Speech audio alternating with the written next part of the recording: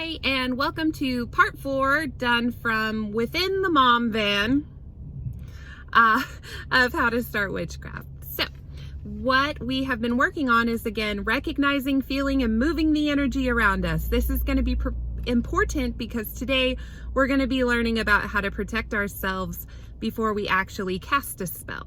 So as you've gotten familiar with kind of how your energy moves in the third video, today you're going to now start practicing creating your own barrier.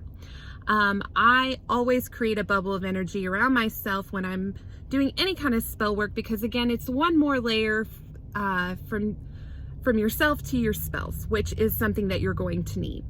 The most tried and true way to protect yourself in terms of witchcraft is going to be that salt circle.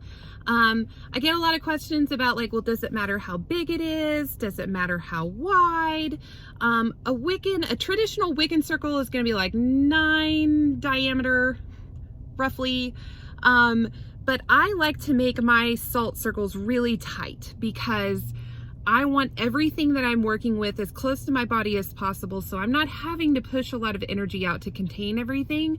But there are some witches that will argue that say that they want a larger salt ring to be able to work within, and that they want that condensed space to be larger. It really is just up to you. So if you want to draw like a tight salt circle around yourself, great.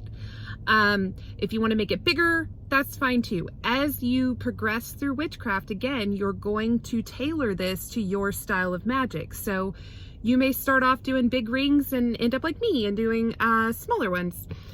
Another good way to protect yourself, on top of creating the bubble around ourselves, which we'll talk about here in a minute, but with your salt ring, we've talked about, and you can make different layers outside of that salt ring. So you could put salt closest to you, layer of candles, and do kind of a ring of protection fire. I always surround myself with candles because they're a great source of energy to draw from, but you can also use them in a protection sense by lacing those candles with protection herbs, anointing them with protection oils. I mean, it's really up to you how you would feel the safest in your space. I also know witches that create herb rings around their salt rings, or they will mix the protection herbs with their salt.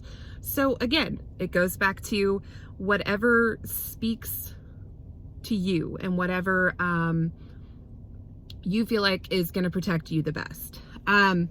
So the next thing that you're going to do after you have created whatever rings you like to create within your space, I use crystals a whole lot. I love quartz because quartz can kind of substitute for any crystal. It's a really great grounding, clearing stone. So I highly recommend using that, creating a quartz ring. So typically my rings are going to look like salt, then they're going to have some fire elements to it, and then they're going to have some crystal elements to it.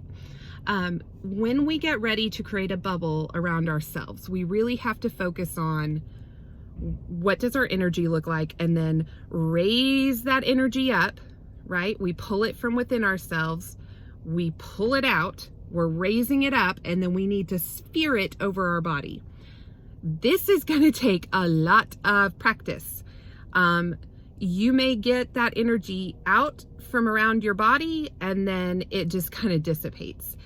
And you'll know that it's not connected. You're going to feel like you're in a burrito blanket. And so if you're not feeling like you're being shrouded, it's not around you. Another really good way to test if this is working is that you will need to look at, like, if you have a fire ring around you, you'll notice when your energy shrouds, sometimes you'll see the candle wick, the candle flames go a little bit like this because they're having energy pushed up against them. So that's a really good way that you can kind of visually see, but you should feel it. I mean, it's pretty easy to feel. Like I said, it's like being wrapped in a blanket.